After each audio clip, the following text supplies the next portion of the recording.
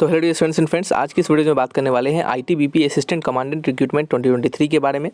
तो इस वीडियो में बताएंगे आपको कि यह वैकेंसी जो है वो किन लोगों के लिए है, इसके लिए एज लिमिट क्या रखे गए हैं, एजुकेशन क्वालिफिकेशन क्या रहेगा, सिलेक्शन कैसे होगी, सैलरी कितनी मिलेगी, सभी तमाम जानकारी यहाँ पे देंगे। तो वीडियोस पे बने रहिएगा, कंप्लीट वीडियोस को वॉच कीजिएगा। यदि इसके बाद भी कोई डाउट हो तो आप हमसे कमेंट बॉक्स में लिखकर पूछ सकते हैं। तो चलिए बढ़ते हैं वीडियोज़ की ओर, जानते हैं इसके बारे में कंप्लीट इन्फॉर्मेशन को।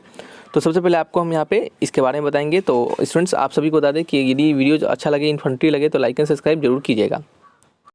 तो आपको बता दें कि ये आपका क्या है, ऑफिशियल नोटिफिकेशन है जो कि आईटीबीपी के द्वारा जारी किया गया है। यहाँ पे असिस्टेंट कमांडेंट के रिगार्डिंग यह वैकेंसी को निकाला गया है। इसमें सैलरी क्या मिलेगी, ये सभी चीज़ आपको बताएंगे। तो वीडियोस को देखते रहिए और जो पहले जानकारी देंगे वो आपको बता दें कि यहाँ पे आपका जो पोस्ट है वो टोटल 6 पोस्ट पे वैकेंसी को निकाला गया है।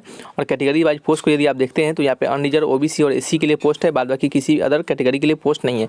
लेकिन ऐसा नहीं है कि कोई अदर कैटेगरी वाले भर नहीं सकते। जो भी अदर कैटेगरी वाले भरेंगे उनका जनरल के लिए यानी जो अनरिजर्व होगा उसके लिए वो एलिजिबल माने जाएंगे। ठीक है, यहाँ पे बात करते हैं अब आगे। आपका जो एज लिमिट है वो कितना से कितना रखा जाएगा। आपका जो एज लिमिट है वो 30 ईयर्स का कम से कम आपका होना चाहिए, उससे ज़्यादा का नहीं होना चाहिए। ठीक है, यदि 30 ईयर का मैक्सिमम एज आपके पास तो आप इसके लिए एलिजिबल होते हैं। जो एज रिलैक्सेशन मिलते हैं गवर्नमेंट के रूल्स के अनुसार वो यहाँ पे भी आपको मिलेंगे।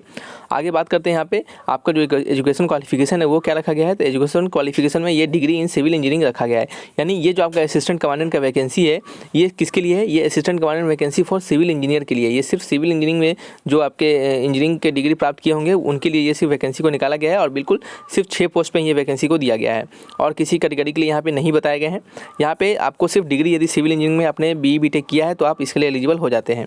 आगे बढ़ते हैं, यहाँ पे फिजिकल स्टैंडर्ड भी कुछ रखा गया है। यहाँ पे आपका फिजिकल स्टैंडर्ड में आपका हाइट 165 होना चाहिए मेल के लिए, फीमेल के लिए 157 सेंटीमीटर का हाइट होना चाहिए। ठीक है, आगे बढ़ते हैं। यहाँ पे मेडिकल स्टैंडर्ड आपका आई विजन को भी यहाँ पे चेक किया जाएगा, जो कि आप यहाँ से अपने आई विजन को भी चेक कर सकते हैं। ठीक है, अब आगे बढ़ते हैं। यहाँ पे आपका जो सिलेक्शन प्रोसेस होगा वो क्या रखा गया है। सिलेक्शन प्रोसेस में आपके सबसे पहले जो फेज 1 होगा उस फेज 1 में आपके वेरिफिकेशन होंगे डॉक्यूमेंट के, ताकि आपको विभिन्न प्रकार के डॉक्यूमेंट वहाँ पे मांगे जाएंगे। जैसे कि डॉक्यूमेंट में आप देख सकते हैं एजुकेशन क्वालिफिकेशन, एजुकेशन सर्टिफिकेट, जैसे कि सिविल इंजीनियरिंग के रिगार्डिंग डिग्री, क्लास 10 का डिग्री यानी क्लास 10 का सर्टिफिकेट। फिर अगर आप डोमिसाइल है तो वो होंगे आपके पास, पैन कार्ड, आधार कार्ड कोई भी है तो आप वो भी ले जा सकते हैं। नेक्स्ट फिर आपसे मांगा जाएगा यहाँ पे आपके डिग्री सर्टिफिकेट, एक्स सर्विसमैन, यदि आपने एक्स सर्विसमैन आप कहीं काम कर रहे हैं तो वो भी रहेगा, तो आप इसके लिए फॉर्म को भर सकते हैं।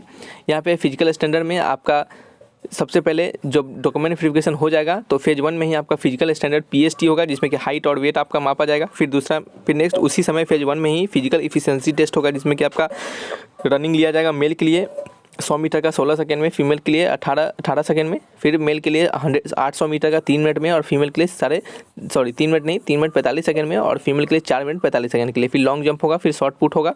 ये सभी आप यहाँ से चेक कर सकते हैं। शॉर्ट पुट सिर्फ मेल के लिए रहने वाला है। इतना होने के बाद आपका फेज 1 कंप्लीट होगा। फेज 1 होने के बाद आपका फेज 2 के लिए बुलाया जाएगा। फेज 2 में आपके रिटन एग्जामिनेशन लिए जाएंगे, जिसमें कि आपका 2 पेपर होगा। पेपर 1 में आपके 4 सब्जेक्ट होंगे, जो कि general awareness, reasoning, numerical aptitude और आपके इंग्लिश लैंग्वेज से रिलेटेड क्वेश्चन होंगे। 2 घंटे का पेपर होगा पेपर 1 और सभी 25-25 मार्क्स का, टोटल 100 मार्क्स का क्वेश्चन होगा। उसी समय आपका पेपर 2 भी कंडक्ट करवाया जाएगा, जो कि आपका सब्जेक्टिव टाइप का रहने वाला है। सब्जेक्टिव टाइप में आपका सिविल इंजीनियरिंग के रिगार्डिंग आपके 100 क्वेश्चन होंगे, जिसमें कि आपके मार्क्स जो हैं वो यहाँ पे आपके बांट कर बताए गए हैं कि कैसे कैसे मार्क्स आपके रिलेटेड होंगे। Part A, part B, part C 3 प्रकार के होंगे और 2, 8, 10 मार्क्स रिलेटेड क्वेश्चन होंगे। टोटल 15 क्वेश्चन पूछे जाएंगे। ठीक है, 100 मार्क्स के 2 घंटा का समय यहाँ पे भी दिया जाएगा। ये आपके सिर्फ सिविल इंजीनियरिंग से रिलेटेड होंगे। ठीक है, नेक्स्ट आप बात करते हैं पेपर 2 आपका जैसे ही कंप्लीट हो जाएगा, जिनका उनको जो भी स्टूडेंट्स फेज 1 क्वालिफाई करके फेज 2 में रिटन एग्जामिनेशन देंगे और रिटन एग्जामिनेशन जिनका फेज 2 क्वालिफाई होगा उनको फेज 3 के लिए बुलाया जाएगा, जो कि फेज 3 में आपका इंटरव्यू होगा। इंटरव्यू में पर्सनल इंटरव्यू में आपका क्या होगा, सबसे पहले आपका प्रोफेशनल नॉलेज को टेस्ट किया जाएगा। यदि आपके पास एक्सपीरियंस है उसके रिलेटेड भी आपको मार्क्स दिए जाएंगे। ठीक है, एक्सपीरियंस नहीं है तो उस रिलेटेड कोई मार्क्स आपको नहीं मिलेंगे।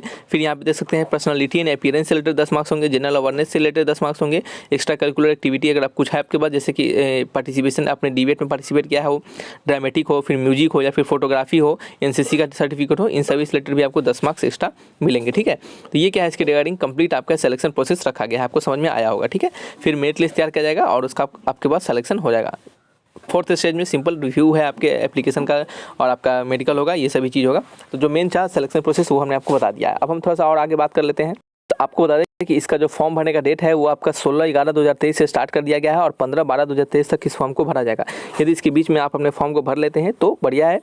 आगे बात करते हैं यहाँ पे, अब हम सिलेक्शन प्रोसेस हमारा हो चुका है। अब हम सैलरी से रिलेटेड कुछ बात कर लेंगे। आपका जो यहाँ पे सैलरी मिलेगा वो आपके 7th पे कमीशन से लेवल 10 का सैलरी होगा, जो कि 56,000 से लेकर आपका 1,77,000 के बीच में आपका सैलरी होगा।